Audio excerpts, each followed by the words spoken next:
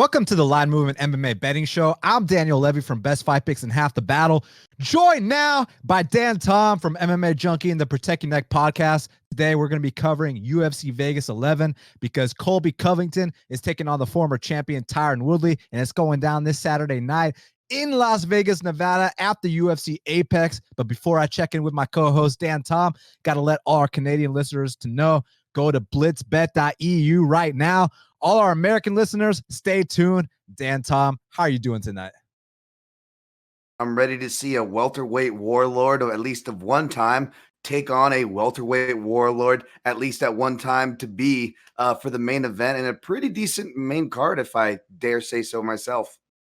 No questions asked. And I mean, when you talk about this main event between Colby Covington and Tyron Woodley, obviously, Dan Tom, to use one of your words, there's a lot to unpack, my friend. I mean, basically, you know that Colby Covington almost doubles the output of Tyron Woodley. You know for a fact Tyron Woodley is KO or bust in this spot. I mean, basically, I might delete my Twitter if Tyron Woodley if Tyron Woodley wins a decision in this fight. So let's see what happens, Dan Tom. Yeah, I was thinking about that too, not to just jump into the deep end, but for Tyron Woodley to win a decision, like not only would he have to fight the perfect fight, but he would also, I would argue, have to bring tools to the table that perhaps even as long as his career and the experience edge he does have, we really haven't seen outside of a certain key select tools, which I'm sure we'll dive right into right here. Yeah, no doubt about it. And man, the fight game is brutal. The fight game is a cruel one. You know, one day you're on top of the world, you're defending world titles multiple times, you got millions of dollars in your bank account. The next day, you can't even pull the trigger and throw a punch. You're getting owned by former 55ers, guys that couldn't even breathe their air a few years ago. And it's just, man, what's happened to Tyron Woodley? Listen, the fact of the matter is, Dan Tom, Kamaru Usman, I don't like to use this term, but Kamaru Usman took his soul. And you knew 30 seconds into that fight that it was over. And then it was one of those situations where it was like, well, you know, Kamaru's the champ. Let's give him a pass. Oh, he only lost to the champ. No big deal, right, Dan Tom? But then you put him in there with Gilbert Burns. Now, right now, I know Gilbert Burns is ranked number 1 in the world, but at the time, he wasn't. So at the time, you know, Woodley's talking about how, like, you know, I only lost to the champ. Why are you going to count me out against a former 55er? Well, that former 55er goes in there, first 30 seconds, drops Tyron Woodley, and he destroyed Woodley in a way where it's like, Dan Tom, we've seen 10 straight rounds of destruction. We've seen 50 straight rounds of Tyron Woodley getting shut out. Why should I expect something different this Saturday night? Now, listen, I'm going to say this. Tyron Woodley does have one big weapon that matches up great with the southpaw. You guys already know what that is. It's the same weapon that won him the belt and won him all these fights. That big overhand right. You already know the deal, Dan Tom. The overhand right against the southpaw, great weapon. So, hey, if he catches Colby in that first round, props to T-Wood, you're back. But, Dan Tom, I just don't see that happening. And I feel like Colby Covington, he's been improving his boxing. I mean, that last fight he had against Usman, I know officially it says it was a 5th-round TKO, but you watch that fight, he goes out there, he puts the volume on a guy like Usman. He wobbles the champion Usman. And a lot of people thought it was arguably 3-1 going into the 5th round for Colby Covington. So Colby feels like he's got unfinished business with the champ, whereas Tyron can't say I want a rematch. Tyron better go to the back of the line in the rankings, man, because it's like you saw those last 2 performances, but they're not putting him at the back of the rankings. They're putting him here with another top 5 guy in Colby Covington. And now as he reaches 40 years old, it's really tough to imagine him winning outside of a first-round knockout. Yeah, the dynamic is funny, right? Because knockout or bust sounds like very dismissive, especially for a former champion. But you explain it in ways I agree and I'll touch on. But the funny part about that dynamic, Dan, is you're right. That right hand also lines up well against southpaws.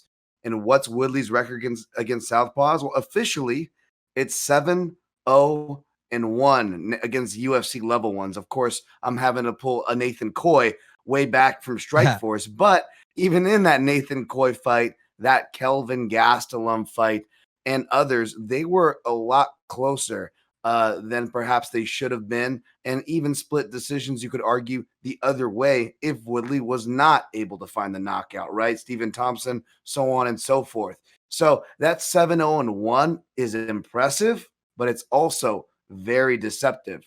That being said, regardless of where Woodley's at, and you're right, nearing 40, even at welterweight, very troublesome, even when you're a superb athlete like Woodley is. That being said, if Covington can beat Woodley this Saturday, like I'm leaning toward, I'm guessing you're leaning toward here, Dan, you still got to give him credit. I know, you might not like the guy, and that's fine. I'm definitely not telling you to be a fan of him. But as far as the fight game and us breaking it down, I mean, southpaws generally don't beat Tyron Woodley. That's what I'm talking about here, folks. So that's a really big feat. So when I look at their striking, Dan, I looked at their most recent matchups, and it's hard because it's like, well, Woodley got off to a bad start, so he didn't get to show those improvements in Thailand that people were talking about. And, for being away and in a focus camp, he didn't show a lot of the improvements you would typically associate from a Thailand training camp, whether it was the addition of tools, or I believe we both kind of might have mentioned the night of, if memory serves, that Woodley looked a bit smaller in that cage as well. Let's just leave it at that. So even if we give Woodley the benefit of the doubt, though, right? And let's say, okay, there's still stuff for him to show. I don't know, Dan, because when I went back to watch that fight, it's like you can laud Woodley for his toughness, which we all should and not forget, which is why I think this fight's going to go later as opposed to end early. Woodley is hard to get out of there, even if you think he's washed or he's shot, even in this version of him, whatever you want to call it, he's still tough as heck. But on the other hand, he did have pockets to recover. Despite the cut, he still looked fresh. He had bounce in his step. He was trying to put together combos, but the left hand just seemed like window dressing. It seemed like a decoy. His combos was putting two right hands together as opposed to one, with the uppercut and overhand. Whereas Covington, not only was he going to the body more, and yes, he was hurt to the body, but he did some hurting to the body of his own that, Mark Goddard stepped in the way of. But even outside of that work, what was impressing me was Covington's right hand. He doesn't exactly have that hard check right hook. You could tell he's been working his boxing. He even went orthodox a couple times in that Usman fight. Regardless, he was really hitting Usman the most with that check right hook. It's got its most power. You look at the shots that kind of hit Woodley.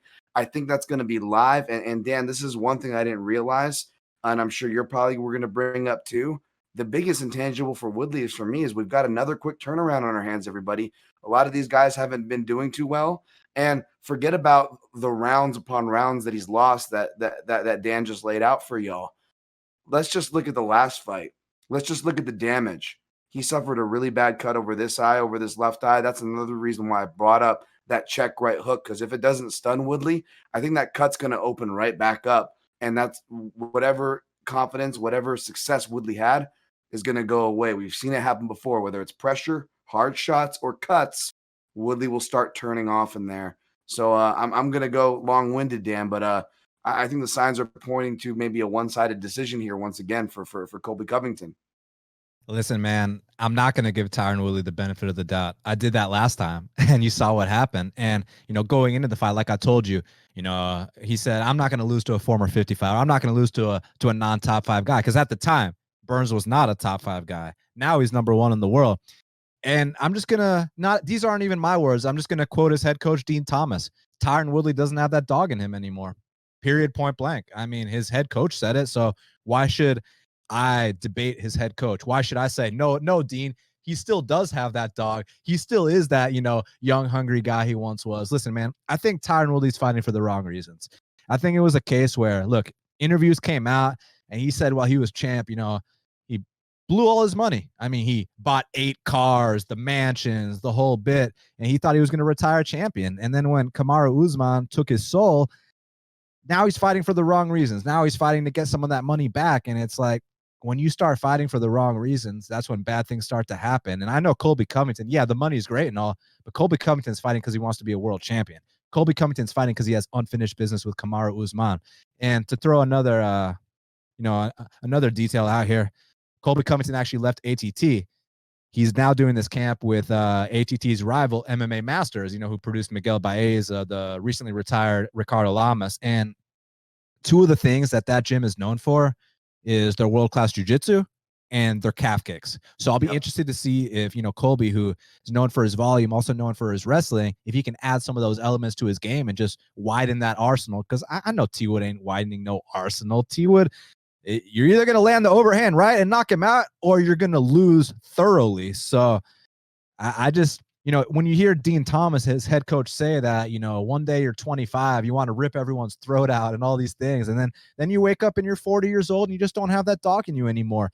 It's nothing against Tyron Woodley. It's just that's how this game goes, Dan. Tommy, he just doesn't have it anymore, and he is washed up. So I got Colby Covington by destruction here. Yeah, I agree with you there, Dan. I think Woodley's been, on extended time for a while. Perhaps I'm just characterizing it a bit too nicely. Great points about the coach. Great points about the calf kicks as well, because Woodley was kind of switching some stances in the later rounds. It's not like in the old days where he kicks one leg and the other leg, the other knee blows out. That's not happening anymore. He's getting out kicked by 155ers now too. So I wouldn't be surprised, especially when you look at Colby already targeting Usman's legs. Of course, Usman is made of steel, so nothing can harm him. That's besides the point. But yeah, I do agree with you there for what it's worth, Dan. Covington by dominant decision here. And currently at blitzbet.eu, they got the odds minus 357 on Colby Covington. The comeback on the former champion Tyron Woodley is plus 270. Now, I'm not much of a parlaying guy except for exceptions, and I think this could be one of those exceptions. I think this is worth throwing in a parlay. Now, look, if he gets knocked out, I'm going to, take it on the chin. It is what it is. You can't be right all the time, but I truly believe that this form of Tyron Woodley, this is not the Tyron Woodley we saw a couple years ago. A couple years ago, this would have been a different fight. This line would have been off.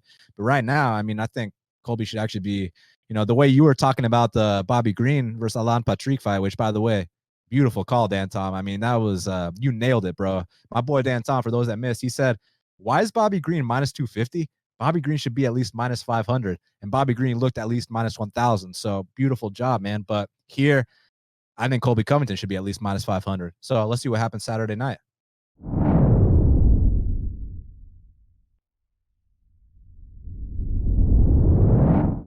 Now, in the co-main event of the evening, Dan Tom, we got the legend, the future Hall of Famer, the man with the most wins in UFC history, the most fights in UFC history. I know Jim Miller might debate that point, Dan Tom, but Donald Cowboy Cerrone is taking on the dangerous, the opportunistic finisher, Niko Price. And I mean, when you talk about don't blink, when you talk about ending a fight from any position at any point, no matter how down on the cards you are, you talk about Niko Price. I mean, this guy, opportunistic is the best way to describe him, in my opinion, Dan Tom. I mean, he is the opportunist of opportunists because he creates opportunities that aren't traditionally there. Just see the Randy Brown fight. Am I right? So I'm excited for this one. I'm just as excited to hear your take, my friend. Like the listeners, I get excited too because guess what, folks? We don't go over our picks and stuff beforehand. This is all organic. Since day one here. Dan can attest to that. So I'm genuinely excited for this fight and the breakdown of it. I'll start off by saying that I don't disagree with the line. I'm not sure what side you fall on here, Mr. Levi, but I don't disagree with the line. I'm curious to see where the line moves. However, I find cowboy fights hard. A lot of people say this. For me, though, I find cowboy fights hard to pick. He's one of those guys where he shows up when you don't expect him to. It's the classic, which cowboy are we going to get? It's hard to see Cowboy go lose 5 straight, much less 4, right? To see him on this kind of streak here of sorts. Say what you will about the TKO loss here or there. It is what it is. The record states what it states, and I'm not trying to argue that, neither do you. But I will say this for Cowboy. Regardless of whether you thought he won his last fight, which I'm also curious of, he outperformed more than I think a lot of us thought he was, as far as, again, fighters that we think or can accuse of being shot, perhaps. I don't know if I'm quite as willing to throw that. I think this fight's going to say a lot, despite Niko Price having an unfair ability to knock dudes stiff. I think this fight's going to be a referendum, nonetheless, on Cowboy, but I'm leaning Niko Price here, man. Yeah, I mean, listen, this is one of those fights where you can literally sit here and make a case for both sides. You can sit here and say this is a favorite or pass situation because then you'd say that, Niko, all he's got to do is touch him one time. And, Cowboy coming off the 4 losses and that, he hasn't looked his best, even though I did think he looked good against Pettis. But then on the flip side, you can make the case for the dog or pass situation because you can say that Cowboy doesn't historically lose to non-top 15 guys and that he's actually better everywhere than Niko Price. So this is the toughest fight for me to call, Dan Tom. And it's interesting because after the fact, once it's all said and done, this is going to be that fight where people are like, I told you, you know what I mean? Because if Niko Price knocks him out, oh, Cowboy's washed up. He's completely done. If Cowboy wins, well, Cowboy doesn't lose to non-top 15 guys. So this is going to be the Mr. After the Facts genius fight where they come at you and, if you're on the wrong side, they're going to give you a lot of BS for it. So it's a tough one for me to call because listen, man. And firstly, y'all make sure you go to linemovement.com and follow us at line_movement because this line did move from -130 to -160. 30-cent move for Niko Price. And I understand it. However, I feel like a year or two ago, Cowboy might have been favored in this spot. So it's really, really tough for me to call this one, man, because it's like, so I feel like my memory of the Vicente Luque fight, the second Vicente Luque fight, not the first one, the second one, the one he just had earlier this year with Niko Price, my memory was a little bit off. And I think a lot of people's memory is a little bit off on that fight too, because there's this myth and this rumor going around that Niko Price was up before he got caught and that, it was this 50-50 fight. And that just wasn't the case, Dan Tom. I mean, how is it a 50-50 fight when, Niko got either dropped or wobbled every single round? I mean, I had Vicente up clearly 2-0. Now, did Niko Price have his moments? 100%. I mean, that beautiful front kick to the face, the Darce choke attempt, which honestly would have been very ironic had he finished that, considering how the first fight went down, right? So, and then you take into consideration Cowboys' offensive takedowns. Because if we're worried about his chin, we're worried about, him taking shots from a knockout artist like Niko. Okay, well, let's mix in the wrestling. Cowboys got some beautiful takedowns. You saw it in the Pettis fight. You've seen it throughout his career. He's got a very underrated double leg. And Niko, his takedown defense is okay, but I think he'll get taken down here. The thing is, Dan Tom, taking down Niko Price is not always enough because, when you go out there against a guy like Randy Brown, who I respect a lot, shout out to my boy Randy Brown, and you knock him out from bottom with hammer fist, people can sit here and call it a fluke all they want. Okay, maybe that's something you'll see once in a lifetime. But then you go out there against James Vick and you do like the same thing, except, it was an up kick instead of hammer fist this time. I can't call it a fluke anymore once I've seen it more than once, Dan. So it's like Niko Price is dangerous everywhere and anywhere. So it's really tough to pick against him. It's just Niko Price is a guy that I like to back at underdog odds. So at slight chalk, I'm kind of sketched out here. And I do think Cowboy's the overall better fighter. I do think he's kind of being underestimated. And I do kind of think that he arguably won his last fight. Now, it was close. I had a bet on Cowboy. And on the night, I thought I lost. But when I rewatched it yesterday, I was like, did Cowboy win that fight? Because he might have. You know what I mean? Like that third round, I definitely scored for Cowboy. It's just how do you score the first two? I think I might have scored the first for him too. So, it's tough. And you know my style, Dan Tom. When I don't know, I go with the dog. So I'm going to pick the legend, Donald Cowboy Cerrone, to upset the very dangerous Niko Price here on Saturday night.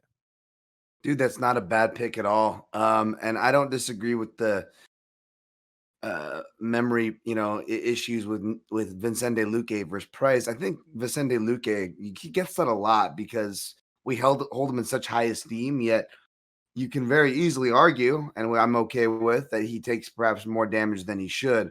But just because he takes more damage than he should doesn't mean he's losing these rounds. I also had him landing the more meaningful shots and punctuating the exchanges, therefore winning the exchanges with the better shots.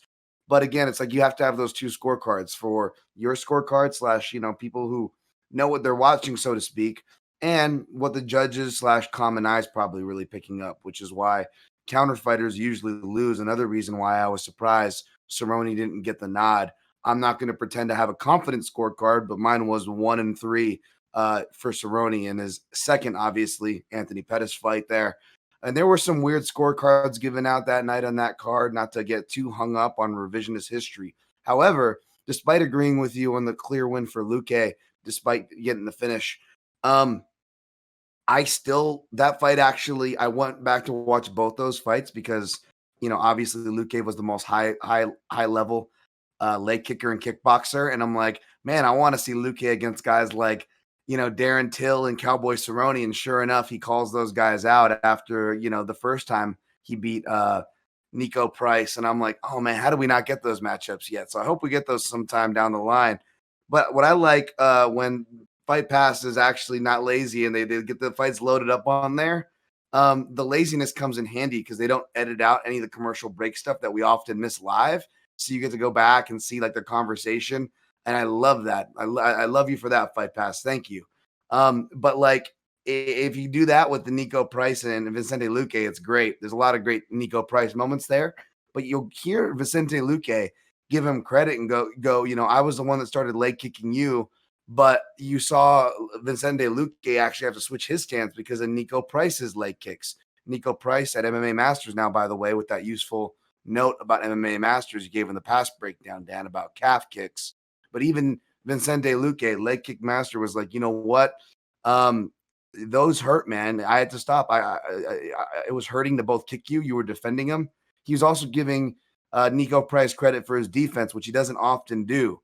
So I was really looking at leg kicks because, guys, for you, those of y'all that don't know, most leg kicks and landed in UFC history is Donald Cowboy Cerrone. So any guy you're breaking down for Cerrone, you always got to look at what they're doing for leg kicks. What else does Niko Price do? And he's been doing since his even more amateur days, knocking dudes out like Alan Jouban off of the leg kick. So, and I couldn't get that out of my head, Dan. That's why I'm leaning toward him. But this is absolutely not me counting out Cowboy. But you're right, dude. Doesn't matter what side you pick. You're right. This is the after the fact special, especially if you pick against a vet. Even if it's a vet you love, like it'll be like a dude everyone knows I love, like Jim Miller. But when I pick against him and he loses or he wins or whatever, I was like, how could you have picked against Jim Miller, you dummy? And you just, that's just the way it goes in this game. So great call. So life hack real quick, because I know exactly what you're talking about with Fight Pass. Sometimes, the more recent fights aren't available there. So all you got to do, Google bar, Luque Price ESPN. First link will be the fight every time for every single recent fight. That's how you do it from now on. But nice fast one. I like that. Nice. Yes, sir. So as far as the odds, currently they got -159 for Niko Price, +128 for Donald Cerrone, courtesy of blitzbet.eu. Fantastic points. We're on the opposite side, and this is going to be the after the fact special, like my boy Dan Tom just said. So I can't wait to see who comes out on top on this one.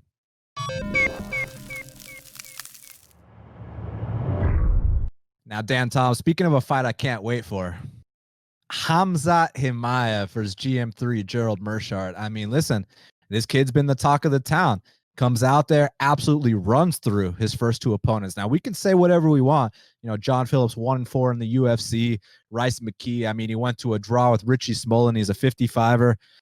But had those been split decisions, then I'd be like, you know what? Let's slow the brakes on Khamzat. But he handled a 1-4 guy accordingly. He handled a guy that went to split decision, that went to a draw with Richie Smolin accordingly. He ran through those guys like it was absolutely nothing. So Gerald Meerschaert, I like him a lot. Really cool guy. I actually had him on Half the Battle before he was even in the UFC. I'm friendly with a lot of his teammates, a lot of his former teammates. I think he's a cool guy. We've had some good interactions on Twitter. He follows me. I like the guy a lot. Now, a lot of people are saying he's being disrespected here. I'm not sure I agree, and I'll tell you why, man. And it's not to discredit GM3 because he's a black belt in jiu-jitsu. He's got an unbelievable body kick. He's experienced. He's had so many damn fights. I mean, he's had more finishes than Khamzat's had fights, period. So I get that. And, no one's exempt from that first L. Like I already told you, someone's going to be like, what about John Jones? What about Khabib? Like I told you guys many times, if they stick around long enough, they'll take their first L too. So no one's exempt. And if this is Khamzat Chimaev's time to take his first L, so be it. Because you know that GM3 has stopped hype trains before. Prior to the UFC, Sidney Wheeler had a hype train. In the UFC, Oscar Pijota was undefeated, had a hype train. And let me tell you, GM3 didn't just stop his hype train. he derailed his entire career because Oscar was never the same after that fight. Dern win. Now, because it's funny, I typed this on Twitter. I said about the hype trains that he's derailed. Now people are coming at me like, oh, Dern Win didn't ever have a hype train. It's like, yeah, your memory sucks, because I remember when Chuck Liddell fought Tito Ortiz the third time, and was it Oscar De La Hoya show? And on the undercard, Dern Win, this 4-0 prospect, fought Tom Lawler at 205, and then everyone's like, hey, a 5'6" guy at 205. Like, yo, this guy's a badass. So he comes to the UFC, has the fight of the night with Spicely, and then has the fight with Darren Stewart, which a lot of people actually thought he won. So the hype train's still intact, calling him Little DC, the whole bit. Gerald Meerschaert derailed that hype train, Dan Tom. Gerald Meerschaert choked him out. Now, the reason why I think this hype train is going to be tough to derail is just a technical thing, man. Gerald Meerschaert doesn't really defend too many takedowns, man. He's very confident in his jiu-jitsu abilities, and rightfully so. I mean, look how many submission wins he has. He's a good black belt. It's just that against Khamzat Chimaev, with that style he has, that kind of Khabib type style, you don't want to give up easy takedowns. I don't care how good your jiu-jitsu is. And I think that's going to be Gerald's downfall here, unfortunately. Like I said, I like him. I like his body kick. His hands are actually getting better. After all these fights, he's still improving. His hands are getting better. Obviously, he's got the submission ability. I just think that I can see Khamzat kind of manhandling him a little bit in terms of the grappling exchanges, kind of take him down to the mat, kind of pass his guard, kind of avoid all the submissions, kind of do what Jack Hermanson did, but in the Dagestani handcuff type way, tie his arm behind his back, get off on some punches, eventually get a ground and pound TKO stoppage. So when it's time to fade Khamzat Chimaev, we'll be there, but right now is not the time. I got Khamzat Chimaev via ground and pound TKO. Yeah, I actually didn't agree with the opening line, and I feel like it's come down to earth now more. I agree with what you said, man. I'm a big fan of the GM3 myself. I always have been, even before he followed me on Twitter. But I do appreciate that. He's a very he's definitely one of the nicer fighters out there to interact and people. And I'll be rooting for him here. And I wanted to pick him, because the Rufus Sport black belt, the BJJ black belt, the experience at multiple weight classes, different regions, just being in bad positions, just being a tough dude as well as a skilled fighter. But when we talk about styles and putting biases aside, you don't obviously lights out takedown defense will be great. Not everybody has that, but you do need a decent modicum of takedown defense. At least has to be one of your top three attributes, I would argue, as a fighter. It is definitely not that for Meerschaert. I think he would objectively say so himself if, you forced him to it, honestly. And that's no knock, it's a tough thing to do. But more importantly, you need a decent amount of takedown defense or a get-up game. But when you're talking about get-up game, you also need a lot of good cardio. Now, not going to pick on GM3's cardio, but he's not necessarily known for his cardio. And something I said with Andrea KGB Lee last week is some fighters have that body language where they just look more tired or more hurt than they actually are. And GM3 definitely has that. Perhaps why maybe he lost decisions he should have even won, though he doesn't go to decision that often, which again kind of speaks to the cardio, right? If we're being critical and analyzing the data that's in front of us. So missing those two key things makes me pick Chimaev here. And, Meerschaert said some really smart things, which doesn't surprise me. He is a smart guy about training with folk style wrestlers. Of course, he is one of those Rufus Sport guys who he's still friendly with all the circles. He'll go up and train with Askren, albeit Askren obviously is retired now, but point in being GM3 was one of his go-tos. He makes his rounds and whatnot, and he trains with some good folk style guys. Has trained with Woodley before, who we've talked about recently on this here show and program. But the thing is that even though Chimaev is a freestyle wrestler, and they're not necessarily known as their control, or their control doesn't translate as well because their scoring is different. Whereas collegiate folk style, it's more about controlling, pinning, positioning, mat wrestling, things that translate to MMA and the MMA meta. I don't think that applies to Chimaev, though, because when you watch him work and you listen to me break him down before, what sold me on him was, in fact, how he mat wrestled and how he controlled. He looks like he literally checks all the boxes, from putting his shin across the leg so the guy can't roll under for a leg lock, grabbing the wrist, scooping the wrist, looking to punch, taking the defending arm and guiding that into wrist feeds. Like, he literally is checking all the boxes better than folk style guys or Russian guy or Dagestani guys like Khabib, who embraced a lot of folk style stylings. Like, he's doing the same stuff really sharply. And I can't look around that. I've seen Meerschaert go turtle too many times, even against non-grapplers like Thiago Marreta Santos. Remember how much time Meerschaert spent turtled in that fight? For that reason, I can't pick him here. My heart's going to be with him. I'm definitely not playing the chalk, so I'll even root for y'all who are betting this line down on the old GM3. But if I got to be unbiased here, I got to pick Chimaev, possibly by a late stoppage, though maybe because I'm a GM3 fan. I'm hoping GM3 can hold out and give him a tough fight to the scorecards. And currently, blitzbet.eu, they got Khamzat Chimaev minus 417 with a plus 315 comeback on Gerald Meerschaert. So, it's a situation where if you think Khamzat's going to run through him, put him in your parlay. If you think Gerald Meerschaert's being disrespected, you think he's a good underdog, roll the dice. Let's see what happens, Dan Tom.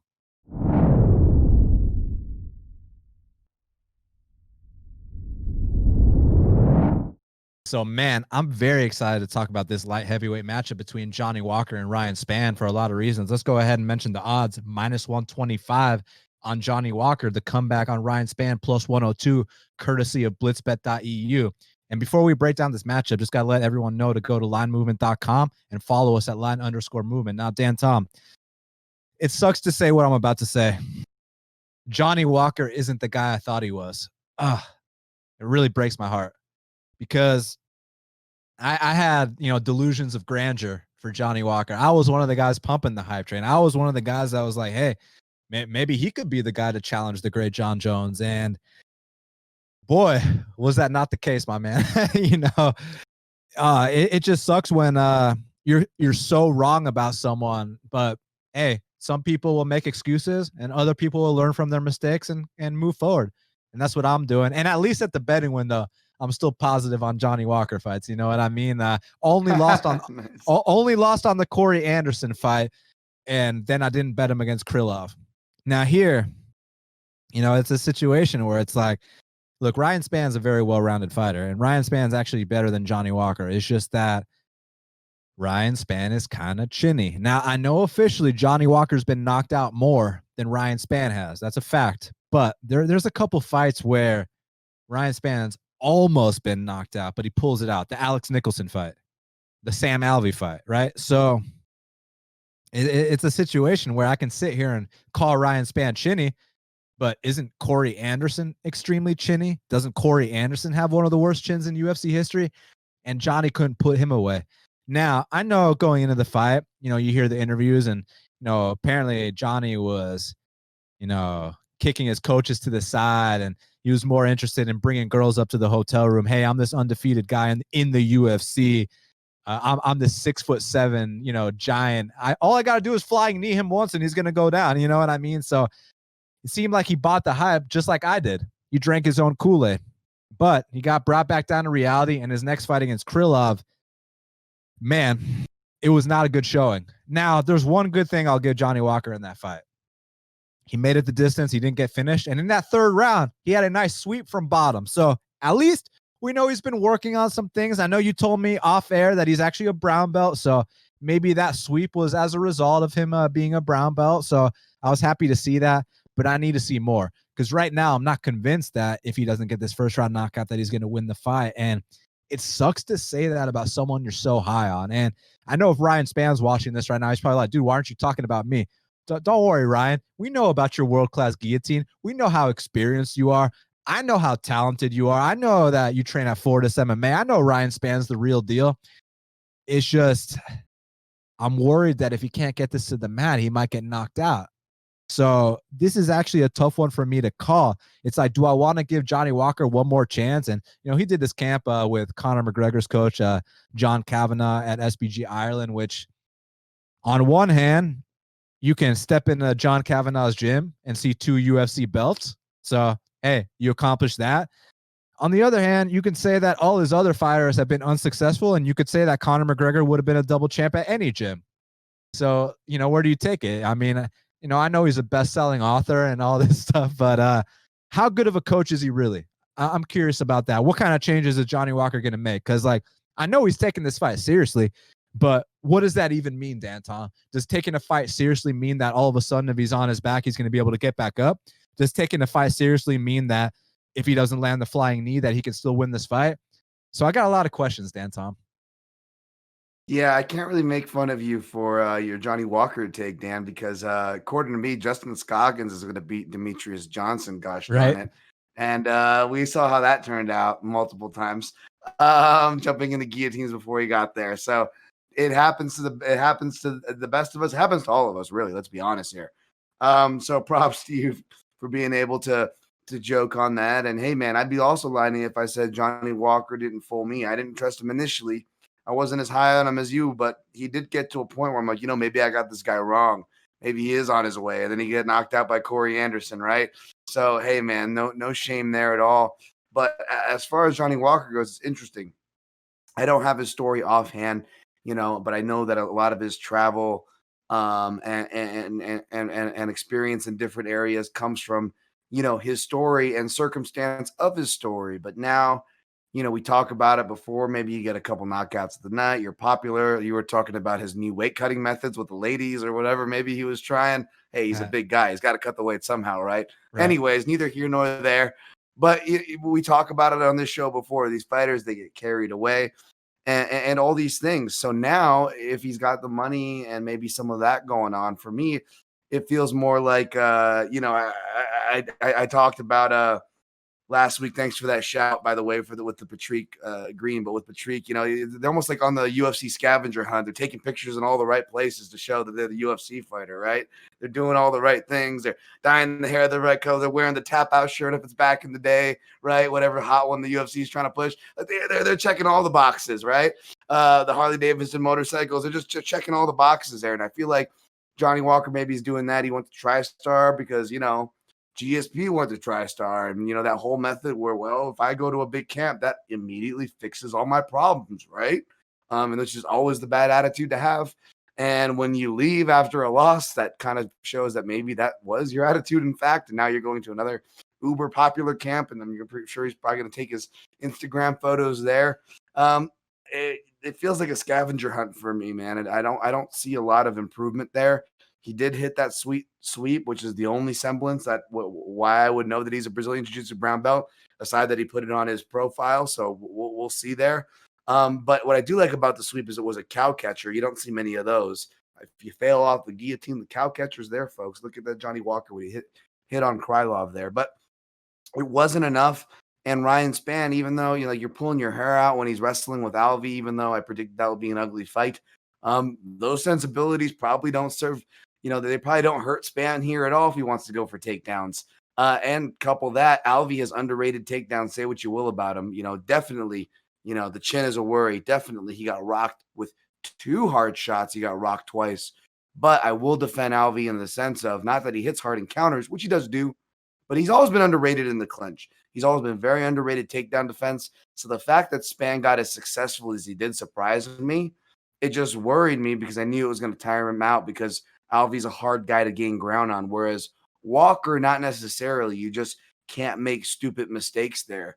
And let's not forget, Walker doesn't face guys that are often near his height. Now he's going to have a guy that's his exact height or an inch shorter, depending on what measurement you want to go off of. But that's another factoid there too. So I like Spann to wrestle. His chin obviously is a worry. But I ended up picking him for my staff picks, and I'm going to stick with that pick here, albeit not like the most confident pick, but I will pick Spann. Well, speaking of not the most confident pick, I got to ride with the guy I was once high on, and I'm fully expecting to be wrong. Watch Johnny get guillotined in the first round or even get knocked out. Ryan Spann's really underrated, but I did see something in Johnny at one point, and if he can just tap into that here, get off on a big flying knee, hit him with a head kick, maybe an elbow from the clinch, whatever the case may be, come out here and knock this guy out. I feel like he's got the potential to. Will he do it? I don't know. So I wouldn't go to the betting window and, tail me on this one. But he might still win anyways. So we'll see what happens. I'm going to roll with Johnny Walker by knockout reluctantly.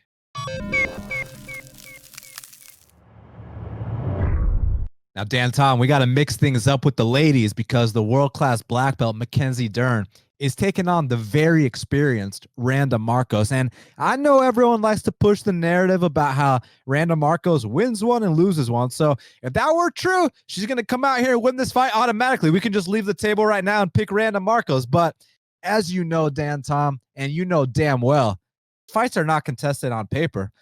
But that being said, let me ask you this, man, because look, I feel like you and I probably agree on this, that if Mackenzie Dern gets a submission attempt on Randa Marcos, she's going to finish the fight.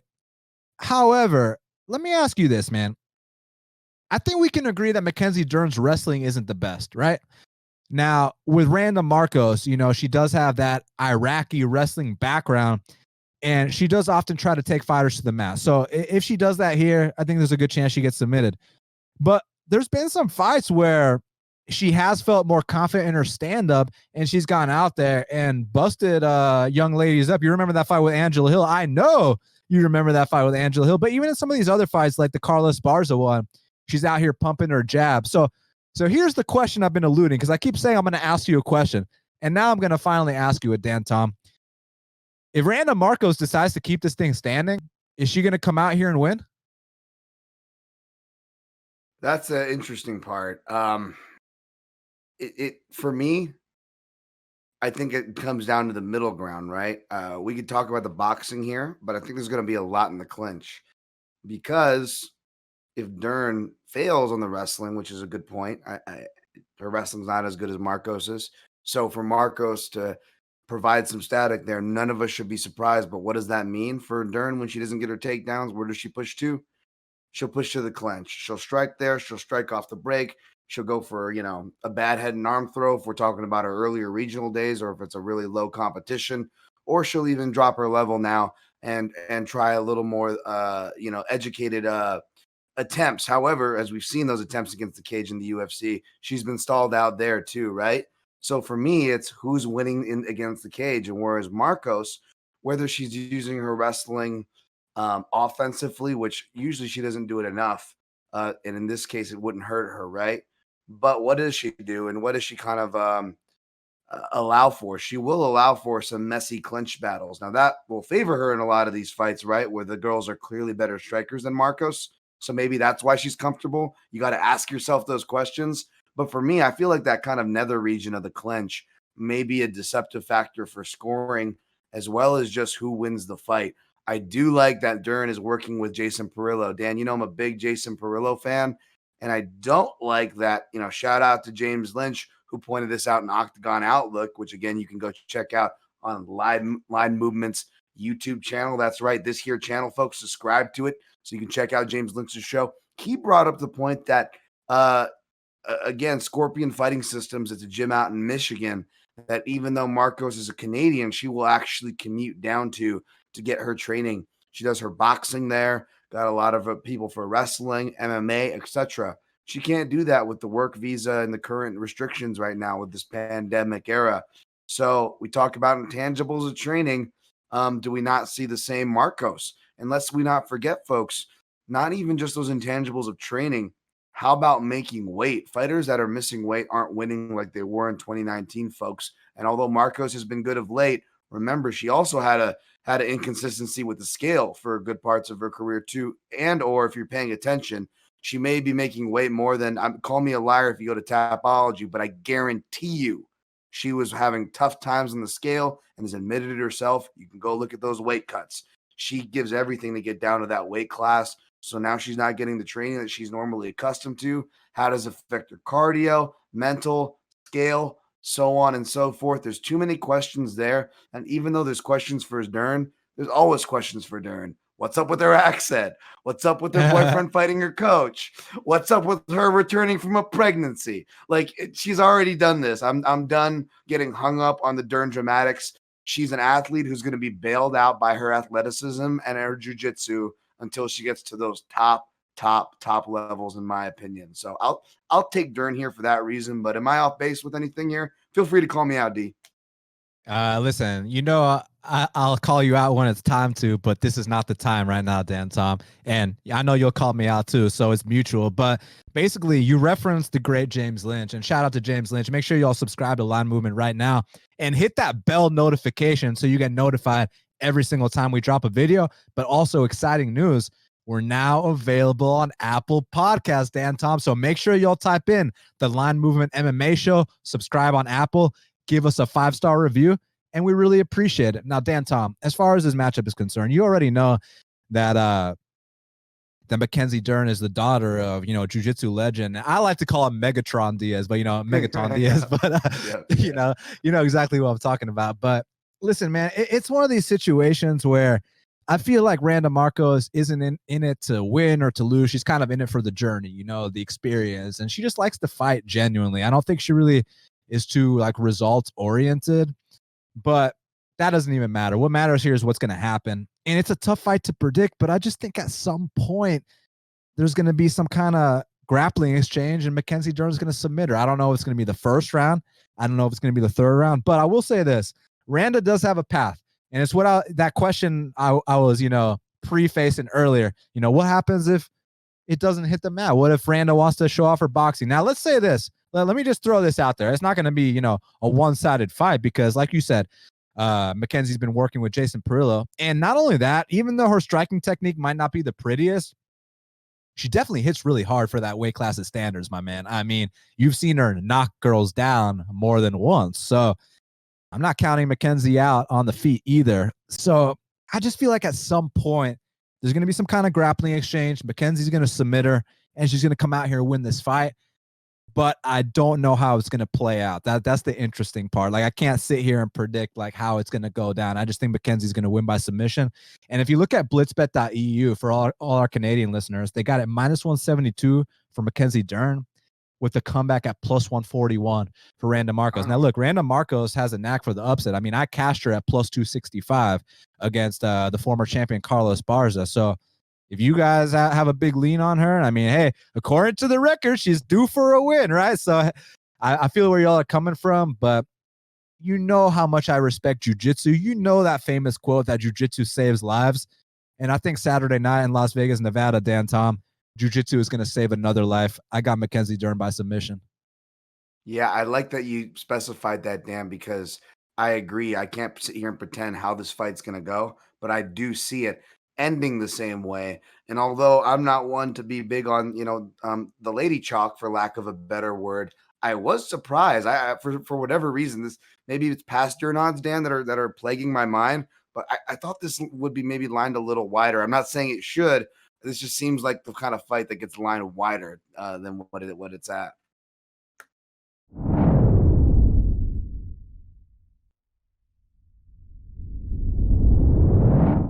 Now, Dan Tom, I'm very, very excited to talk about this middleweight matchup between Kevin the Trailblazer Holland, Kevin Big Mouth Holland.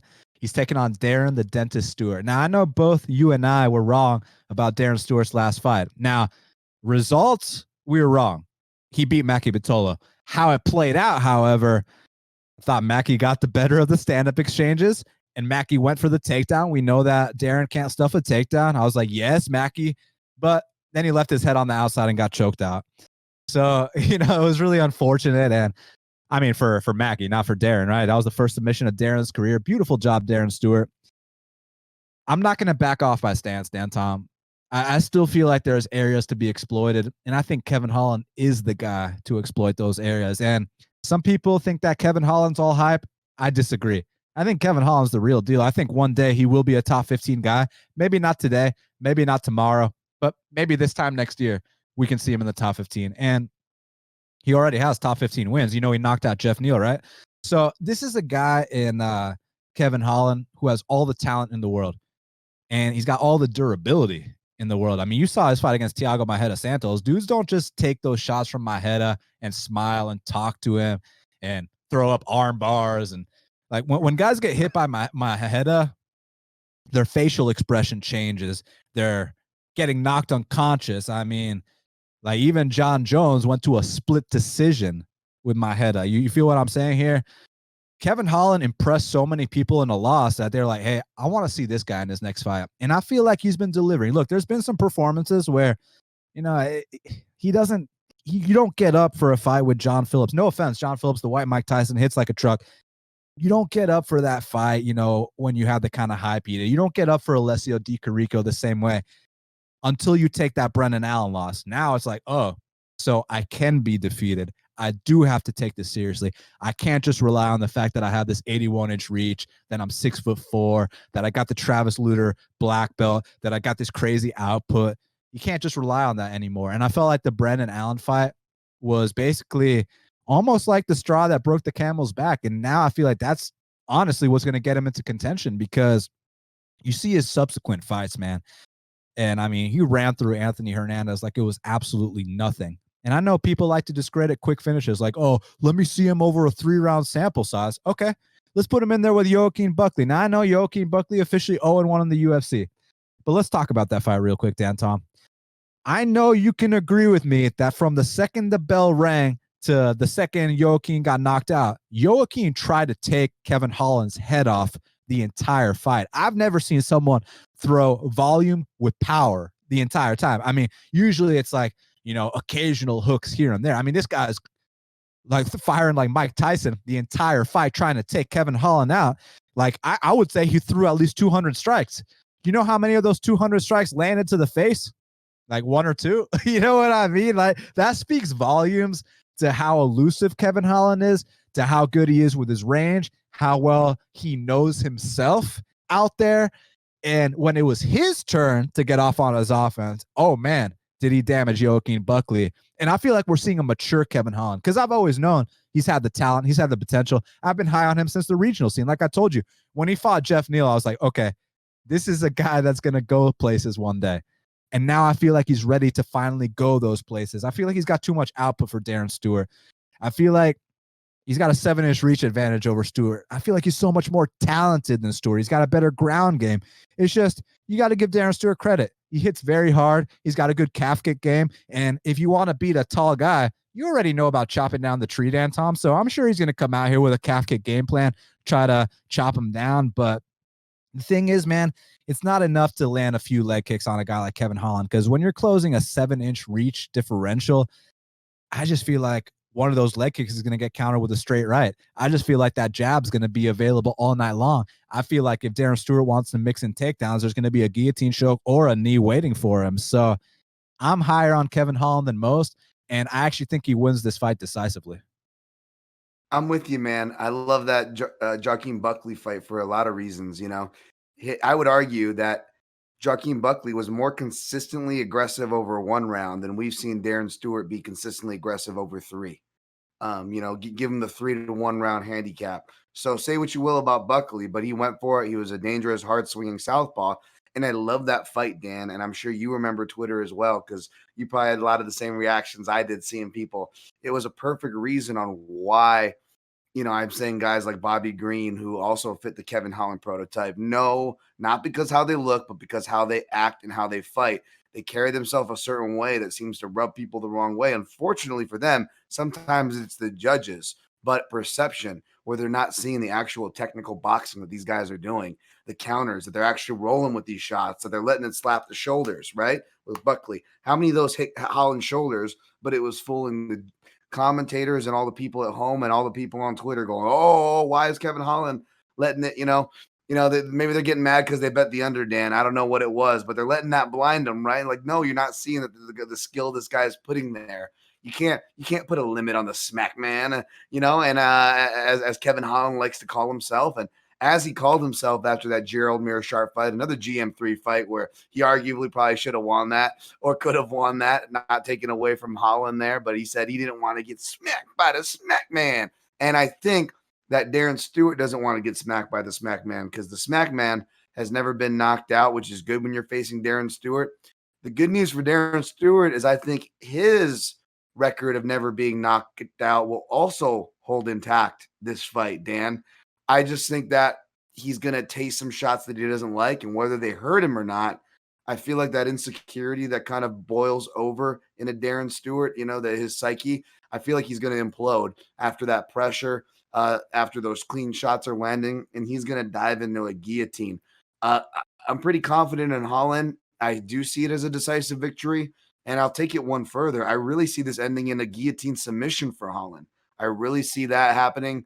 I think that one submission win by guillotine, Darren Stewart got's going to be really short-lived on Patolo, and I think Holland's going to pay it right back to him. So Dan Tom, currently at blitzbet.eu, they got Kevin Holland minus 256 with the comeback at plus 205 for Darren Stewart. So it's going to be interesting. I mean, I think the line's pretty accurate right now, Dan Tom. So let's see how it plays out Saturday night.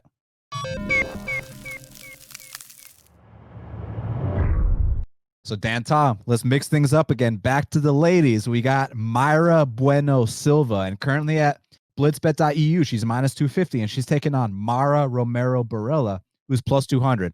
Brazil versus Italy. And let's go ahead and throw out a cold hard fact. Mara Romero Borella has landed a takedown in every single UFC fight she's had. Mayra Bueno Silva has been taken down in every single UFC fight she's had. Let's throw out another stat. You know, Mara Romero's like 2-4 in the UFC, right? Let's take it a step further. You know, she's been knocked out 5 times in her career, right? Let's take it a step further. How often do you see women with multiple knockout losses? Is that not a red flag? That's a huge red flag to me. Is that not a red flag to you? It is a red flag, man. Whether it's 115, 125, or even 135, I would argue, even the heavier lady weight classes. Yeah, so listen, I think Mara Romero is very chinny, and it comes from her regional days. I mean, Anna Elmos was out there knocking her out. You know what I mean? And there was a little skid she had where she went on a 3-fight losing streak, and she got knocked out every single fight. She's also been knocked out by Lauren Murphy, among others. So Mara Romero has zero confidence in her striking defense. I mean, you see it how she fights. She's very, very timid out there, very timid. And I would say her submission ability isn't the best either. You know, she defense-wise especially, she's been submitted her last fight against Courtney Casey. And in the past 2, the only thing she brings to the table is a takedown, which she's landed every single UFC fight. So she'll probably land a takedown here. But as you know, Dan Tom, you can't win a UFC fight by just landing one takedown. I mean, don't get me wrong. And Damian Maia, one takedown, the fight might be over shortly after. That's not what I'm talking about, guys. I'm not talking about, you know, some jiu-jitsu phenom that needs one back take to end the fight. I'm not talking about that. I'm saying one takedown where you lay on someone and bore the crowd to sleep. That's not going to win the fight. And when you talk about someone like Mayra Bueno Silva, I know she's a little bit inexperienced, but she brings a lot to the table, man. She's got a nice submission ability. You saw in our Contender Series fight that ninja choke. You saw in her UFC debut. I mean, listen, one doesn't simply submit Jillian Robertson, and she went out there, submitted her in the first round with an armbar. She submitted the submission specialist. That was very impressive. But then the next fight, you know, I actually bet on Marina Moroz, and the reason why wasn't because, you know, I'm more high on one than the other. It was just more so the experience. I felt like Marina Moroz had too much experience for her. And when I tell you that I had to sweat every single second of that fight, Dan Tom, I am not lying, because it's like every single time Mayra Bueno landed a shot, it was like, Marina, like, please hold on, you know? Like, Mayra Bueno Silva hits like an absolute truck. She's tough as nails. After clearly losing the first 2 rounds, she goes out there in that 3rd round, almost knocks her out, arguably gets a 10-8. I was worried as hell. It's in Brazil. I'm worried I'm going to lose this underdog bet. Oh, yeah, and going into it, I forgot to tell you this. One of the reasons I took Marina Rose, you're going to think this is funny. So this was actually the first event since COVID, right? You know, Charles Oliveira versus Kevin Lee. The first time that they had an event with no crowd there. So I'm thinking to myself, well, there's no Brazilian crowd in Brazil. So every time Mayra Bueno lands something or even throws at the air, they're not going to cheer her on. And you know, Marina Moroz is the air striker. So every single time she even attempts a strike, you're going to be hear the ha ha. So with the judges, I was like, dude, this is perfect. No crowd there. Marina Moroz with no crowd. Let's bet her every single fight. You know what I mean? Because the judges are just going to hear those tennis sounds and, you know, and judge it based off that. And Mayra Bueno made me sweat all 15 minutes of that fight, Dan Tom. And listen, no one's exempt from that first L. I'm more confident in betting people that have tasted defeat than betting undefeated fighters, because with the undefeated fighters, you're always worried about that false sense of confidence. You're always worried that they think they're going to retire undefeated. They think they can't be touched. They think they can do no wrong. And I do know that Mara Romero Borella, she's got a good win. She beat Tyler Santos, who's actually going to go on to be a top 15 fighter. It's just that she didn't really beat Tyler Santos, guys. Tyler Santos beat herself. I mean, if you watch that fight, Tyler Santos didn't fight. It wasn't about what Mara Romero Borella did right. It was more about what Tyler Santos did wrong. Tyler Santos said she was so nervous for her UFC debut. She's backstage, her heart's beating out of her chest. She's got the weight of the world on her shoulders fighting in Brazil. She just couldn't perform that night because you see her fight against Molly McCann, completely different person. So that's one of those situations where I bust out the if they fight 10 times example because Dan, Tom, that they only fight once for the most part, sometimes twice, sometimes thrice, but for the most part, they only fight once. So you got to get it right that one time. But for Tyler Santos and Mara Romero, that's a spot where I will bust out the if they fight 10 times. Because if they fight 10 times, I got Tyler Santos 9 out of 10 times. But that one time, listen, UFC debut, it got the best of her. She just couldn't pull the trigger. And in not pulling the trigger, she still arguably won the fight. Mara Romero Borella does not belong in the UFC. No offense to her. She's got a cool story back in Italy, and I respect the Italians. I've been there myself. Great place. But none of that means anything when we're picking fights. I don't think she's got the hardware. I don't think she can take a punch. I don't think she's confident enough to take a punch. And I think Mayra Bueno Silva hits very, very hard for the weight class standards. I think she's opportunistic with her submission ability. And I think even if she does give up that early takedown, it's not going to discourage her. I think she's going to win this fight. So I got Mayra Bueno Silva to win this fight inside the distance. Yeah, I don't disagree with her being favored, and I'm picking her as well here. But it's real interesting because it's like she, submits a submission specialist. She hits like a truck. She definitely has some natural fighter and athletic wherewithal there. Like it comes naturally, but it must because you look at her record. She doesn't have any official ranks or experience in jiu-jitsu. She's only been fighting since 2013 for 7 years. About the same time as Mara Romero Borella, but at this, at the same time, she doesn't have the accolades to show for it. Whereas Borella, get this, Dan, would you be surprised if I told you she? You probably wouldn't be surprised if I told you she was a blue belt in Brazilian Jiu-Jitsu, but Nice. She's also a black belt in judo, a black belt in kickboxing, whatever that means. And a black belt. Say less. Okay, hey, let me stop you right there. Not to interrupt you. I would never interrupt Dan Tom, but when you talk about fraudulence, when you talk about like what the fuck or what the heck does that mean? Like what's a black belt in kickboxing? Like I understand, there's certain Muay Thai systems like Master Cordero over at King's MMA. He gives out black belts in Muay Thai. So okay, if that were really the case with Mara Romero Borella, I think we'd see in her fights, but whoever gave her black belt in kickboxing, I mean, did you have a crush on her? Did she pay you for it? I'd love to know exactly how she got a black belt in kickboxing. Yeah, and she also has a black belt in shoot boxy. That's shoot SHOOT boxy BOXE. So I don't see those aggressive forms of striking from her, to be honest, Dan. Like she strikes from a southpaw stance, which is interesting. And like you would immediately want to go, okay, let's see who Mayra Bueno Silva faced, who was a southpaw. But like from the chin issues to like the Cracker Jacks accolades and strikings that came out of the Cracker Jack box, like I don't even know if that matters. I don't think it matters here at all, in fact. So I'm taking Mayra Bueno Silva. And yeah, always beware, especially when you hear me list off, when you hear me read their bios and I sound like I'm second guessing it. It's for a reason because the fighters are allowed to fill out these bios, folks. They don't have to be honest. We'll just leave it at that. Listen, I mean, I can go to the supermarket right now, put 50 cents in the machine, get a fake black belt too. I can open up the cereal box and get a black belt too. So yeah, I put zero stock into that, Dan Tom. Yep, same here.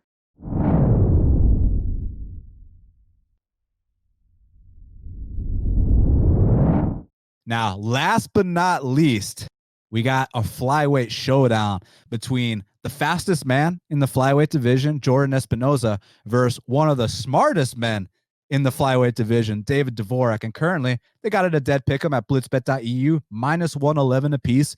And listen, man, the reason I bring up the smarts of David Dvorak, I mean, this guy's a former chess champion. You know his IQ is on point. He's got an 18-3 professional record. The guy is no dummy.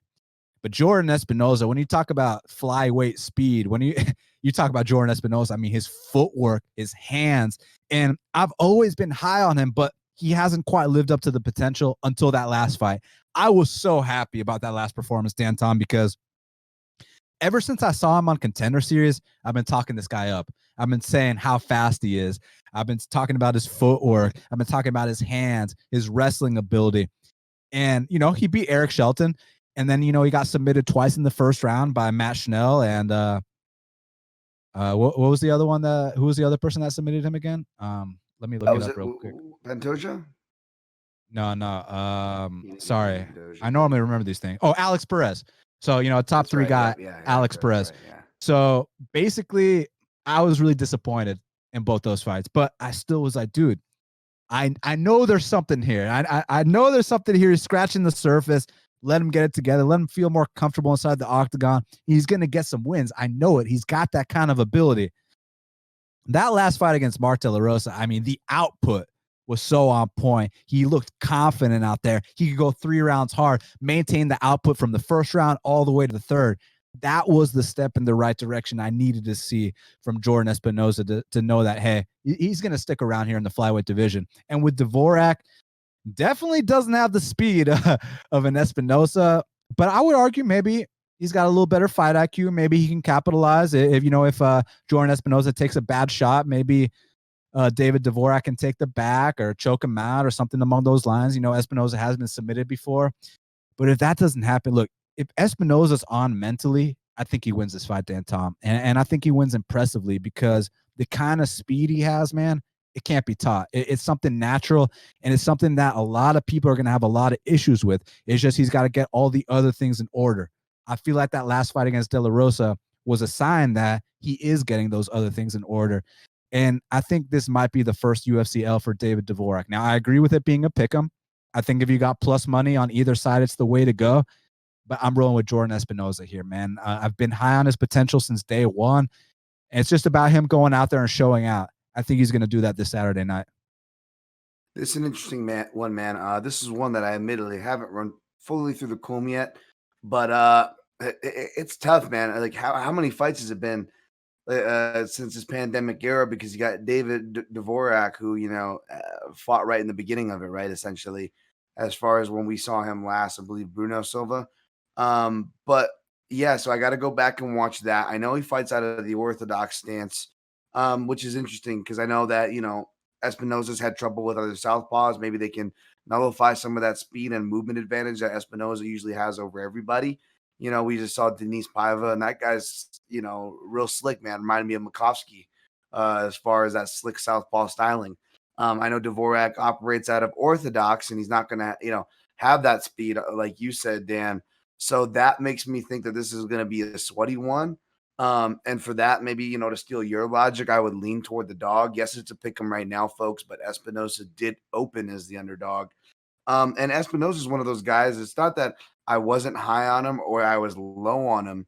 It's just that he was one of those guys where you could see the skill, the athleticism, the wrestling, the speed, the power when he commits to it. Those things were there. We started to see more of that jab, more straight shots.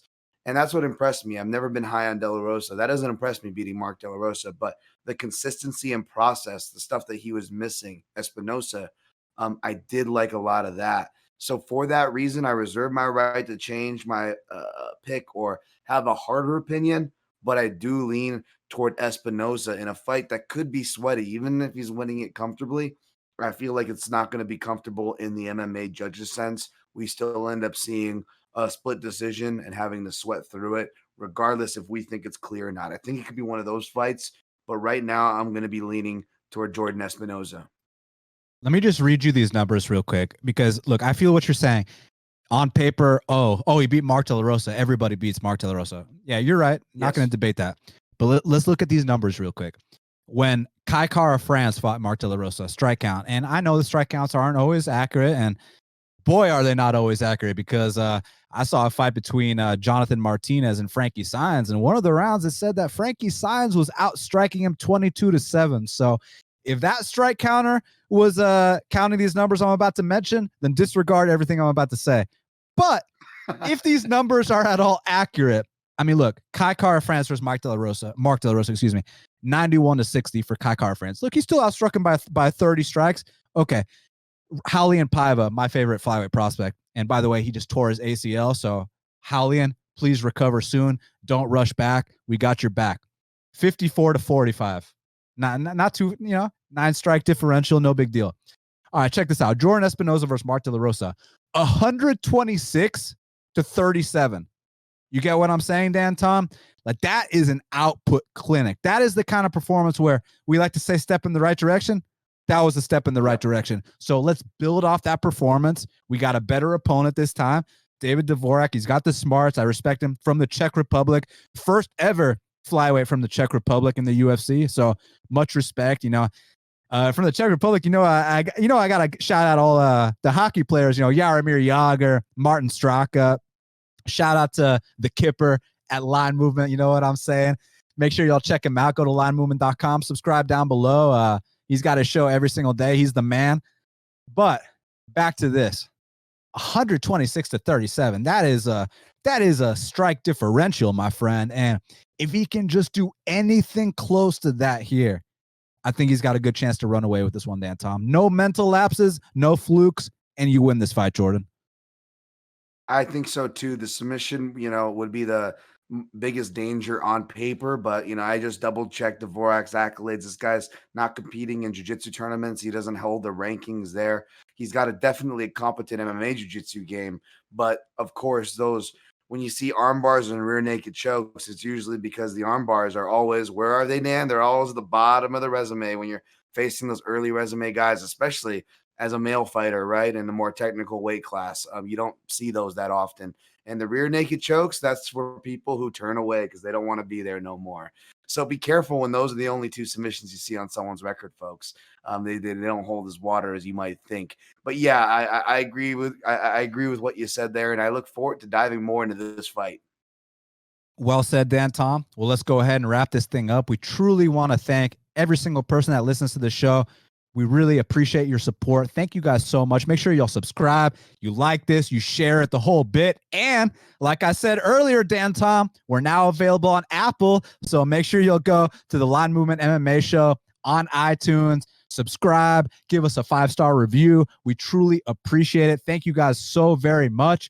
Special shout out to our producer, Jordan, everybody behind the scenes, Joe, Dan, Nick, Brian, the great James Lynch, everybody else. There's so many. Thank you guys so much for everything you guys do. You guys are the real MVPs. My co-host, Dan Tom, you are the man. Thank you very much. And again, this show is not possible without the listeners. So thank you guys. We truly appreciate it. Canadian listeners, blitzbet.eu. We'll be back next week. Make sure y'all go to linemovement.com for the rest of the content. Enjoy the fight Saturday, and we will speak soon.